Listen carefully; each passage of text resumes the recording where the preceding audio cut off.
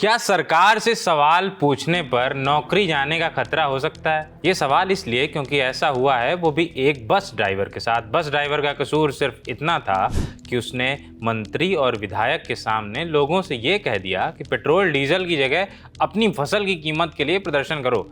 फिर क्या था, इस पर मंत्री और विधायक जी नाराज हो गए और बस ड्राइवर को नौकरी से निकालने की सिफारिश कर दी गई। पूरा मामला कहाँ का है, बस ड्राइवर किस पार्टी का विरोध कर रहा था और आखिर में बस ड्राइवर की नौकरी का क्या हुआ, ये सब इस खबर में आगे डिटेल में जाने। मामला है तेलंगाना के जगतियाल का। 25 मई की दोपहर में बस ड्राइवर का सामना पेट्रोल डीजल की बड़ी कीमतों का विरोध कर रहे लोगों से हुआ। ये लोग मंत्री अदलूरी लक्ष्मण और स्थानीय कांग्रेस विधायकों की अगुवाई में विरोध कर रहे थे। जब अशोक इन प्रदर्शनकारी लोगों के बीच से अपनी बस लेकर गुजरे तो उन्होंने लोगों से कहा कि ईंधन की कीमतों पर ध्यान देने के बजाय फसलों की खरीद पर ध्यान देना चाहिए। अशोक के इस बयान पर मंत्री अदलूरी लक्ष्मण और स्थानीय कांग्रेस विधायक नाराज हो गए।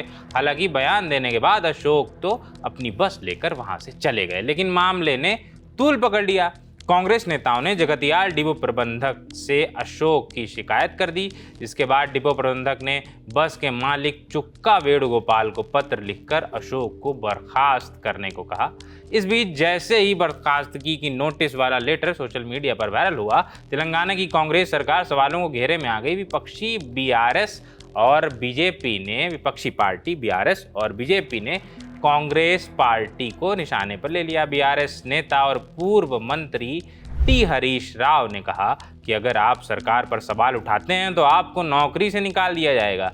यही इस सरकार का संदेश है। ये कांग्रेस सरकार के निरंकुश कामकाज को दर्शाता है। वहीं तेलंगाना बीजेपी के अध्यक्ष एन रामचंद्र ने कहा कि सरकार इमरजेंसी के दौरान जैसा व्यवहार कर रही थी, ठीक वैसा ही व्यवहार अब भी कर रही है। विवाद बढ़ा और राज्य सरकार निशाने पर आई तो परिवहन मंत्री पोन्नम प्रभाकर को सफाई देनी पड़ी। उन्होंने कहा कि बस ड्राइवर TGSRTC यानी तेलंगाना राज्य सड़क परिवहन निगम का कर्मचारी नहीं है।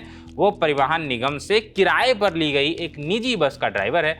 फिर भी मैंने अधिकारियों को उसके खिलाफ कोई कार्रवाई न करने के लिए कहा है। वो अपनी नौकरी में बना रहेगा। नहीं हटाए is a not a RTC driver, उन्हें प्राइवेट हायर बस ड्राइवर है।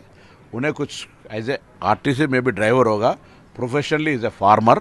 उसको हमने कहीं निकाला नहीं। उन्हें हमारा डीएम जल्दबाजी से उसको कुछ चिट्ठी दिया है तो उनको हमने डीएम को ट्रांसफ़र किया है और वहाँ उनका नौकरी एज इट इज़ चल रहा है।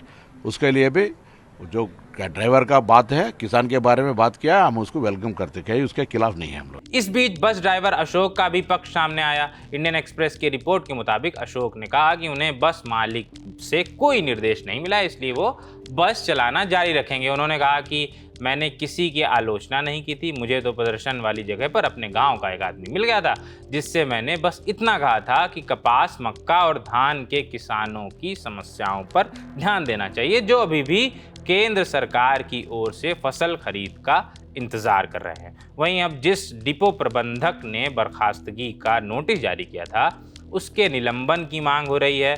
करीमनगर के बीआरएस विधायक गंगुला कमलाकर की ओर से ये मांग उठी है। कमलाकर ने कहा है कि डिपो प्रबंधक ने TGSRTC के किसी भी सीनियर अधिकारी से सलाह नहीं ली और खुद ही बर्खास्तगी का लेटर जारी करने का फैसला किया, जो कि गलत है। अब भले बस ड्राइवर की बर्खास्तगी वाला लेटर वापस ले लिया गया है, लेकिन सोशल मीडिया पर लोग सवाल उठा रहे हैं कि क्या सरकार के कामकाज पर सवाल उठाना इतना बड़ा जुर्म है कि किसी की नौकरी पर बात आ जाए।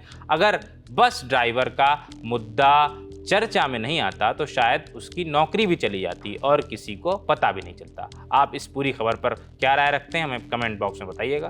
खबर लिखी है साथी सुप्रिया ने। मैं हूं अनुभव। देखते रहिए द लर्न टॉप। शुक्रिया।